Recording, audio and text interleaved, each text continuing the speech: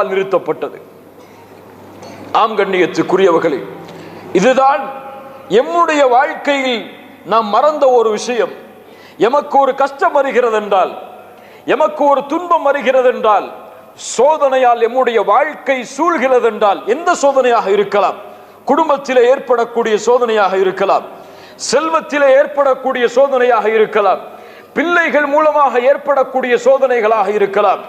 எந்த சோதனையில் நாம் உட்படுத்தப்பட்டாலும் ஒரு முஃமின் தன்னை பார்த்து கேட்டுக்கொள்ள வேண்டிய கேள்வி, என்ன பாவத்தை நீ செய்து கொண்டிருக்கிறாய், எந்த பாவத்தில் நீ நடந்து கொண்டிருக்கிறாய், ஏன் நீ சோதிக்கப்படுகிறாய், அல்லாஹ் உன்னை சோதிக்கிறானா அல்லது தண்டனைக்காக அல்லாஹ் இந்த சோதனையை உன் மீது இறக்கி இருக்கிறானா?